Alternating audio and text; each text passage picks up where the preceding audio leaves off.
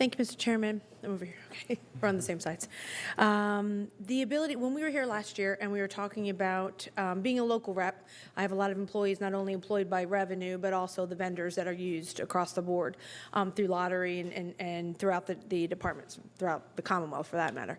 So some of the questions that had come up a little concern, and I just wanted to ask you some real quick about some of the RFPs that were outstanding last year that are still outstanding this year, and some people are getting a little itchy as to what's going to happen. So if you, any insights that you could give would be great.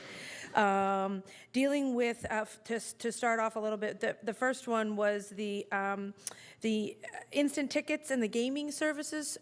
Number one, is that one contract or two? And my understanding when we talked last year, you were going to be sending that out, but then and my understanding is it's due this year, if that's not correct. So if you can kind of give me an update on that, where that stands, is it one contract or two, and clarify the date. I believe it's in the spring that it's due, and how will we get that RFP out, get it settled, and continue the great work, which I will say, you know, thank you very much for the increase, the 50 million, the 20 million, that's great. We want to continue that, so I think that's where the concerns lie.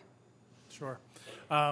We did issue a combined RFP that had both the instant ticket services and the lottery gaming system. Okay.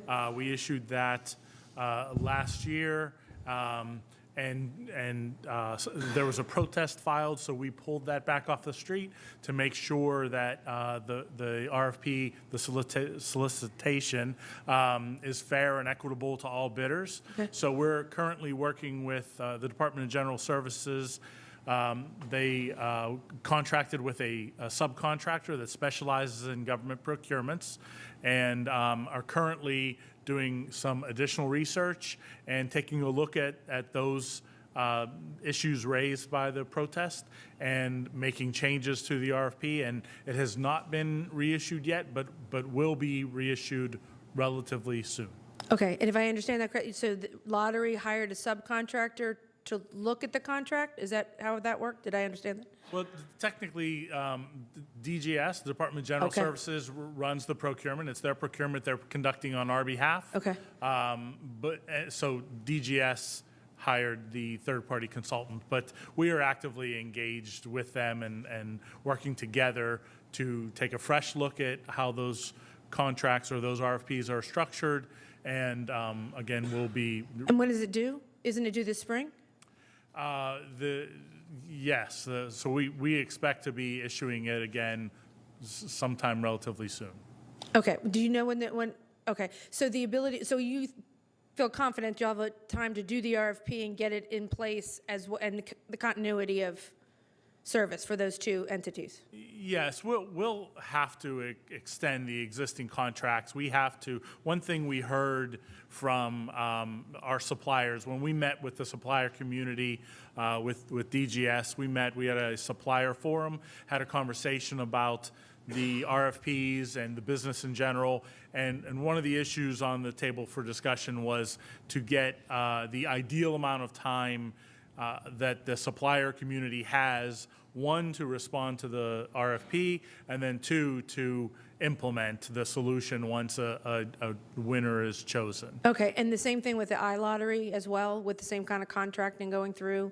So iLottery, we currently have an RFP on the street. So we're going through that process.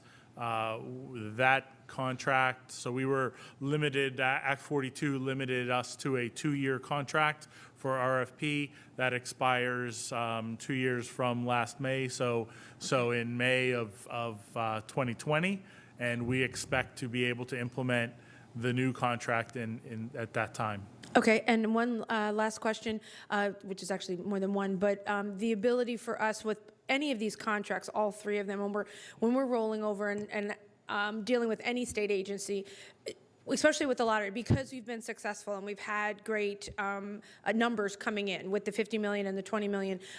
With any of these contracts that you're putting out, do you have performance requirements in the sense of being able to say that you need to continue the level of success, and if not, you know, what happens, that kind of thing? Is there performance based, or is very much these contracts very much based on just lowest bid?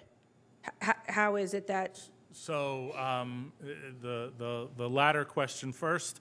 We're looking for the best solution, the best proposal to get us the best business solution and make the most money we can for older Pennsylvanians Okay. in a responsible way. So it's not lowest bid?